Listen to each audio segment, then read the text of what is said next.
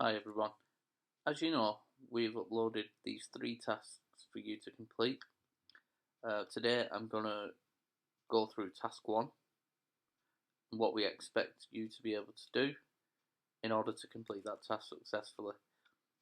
So, task 1 wants you to find images, descriptions and prices for the following piece of hardware: motherboards, RAM, fan, CPU, graphics card, sound card, hard disk drive and SSD drive.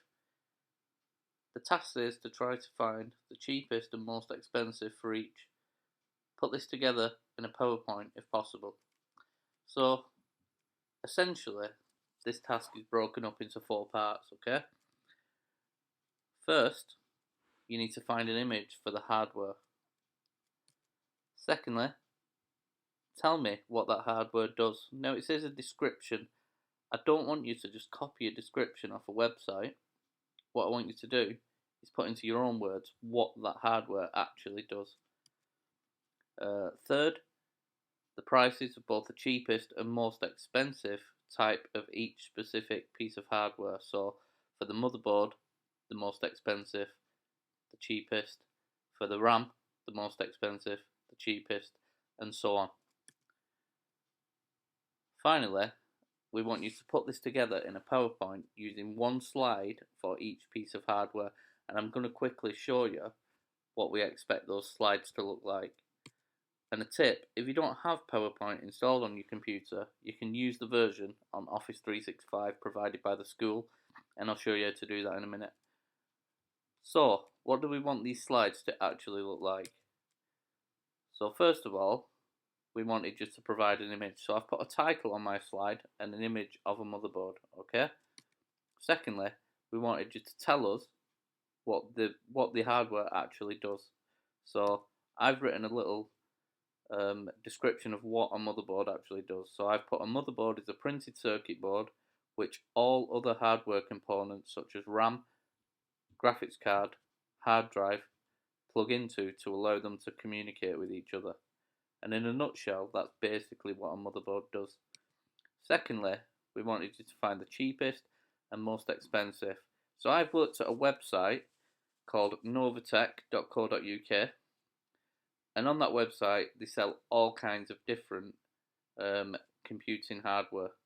So on that website I found the cheapest motherboard to be £47.72, and that's the Gigabyte H310M H2.0 Micro ATX motherboard, and the most expensive to be the Gigabyte X299X Aorus Extreme Waterforce X299 LGA 2066 XL ATX motherboard. Try to say that without breathing. And that came in at £1,509.98. Now, I'll quickly show you how to use that website.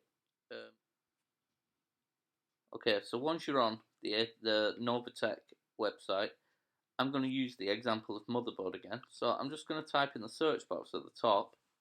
I'm going to type motherboard with only one D. And now it brings us onto this page here. And you can see different motherboards listed. But to narrow our search even more, on the side here, we've got AMD motherboards and Intel motherboards. You're going to have to look at both of these because they're both different manufacturers of motherboards, and they're both different prices. For the time being, I'm just going to click Intel motherboards, and this will bring up all the motherboards which are compatible with Intel processors. Okay. Now, a really easy way to do this is to click where it says sort by here. If you click that and then you go price, low to high, then it'll put them all in order for you, in the order of the price of the item. So you can see here the cheapest one, £47.72, and then if you scroll down, go to the last page, carry on scrolling, and the last one there you can see is £1,509.98. So it might be worth for all the pieces of hardware that you're researching using this website, simply because it's easy to navigate and it allows you to narrow your searches in such a way. Okay, and then finally, I just wanted to show you what you can do if you don't actually have PowerPoint installed on your computer. So if you log into the school's Office 365, looks like this. You've all seen this in classrooms. You can simply just select PowerPoint from there and use this. Create a new blank presentation, and then you can start to do your work on here. Now, the good thing about this is that it saves it directly to your OneDrive, which will make it easier for you when you uploading onto the assignment that has been set on Teams. Okay, I think that's everything covered. I hope this has been useful for you.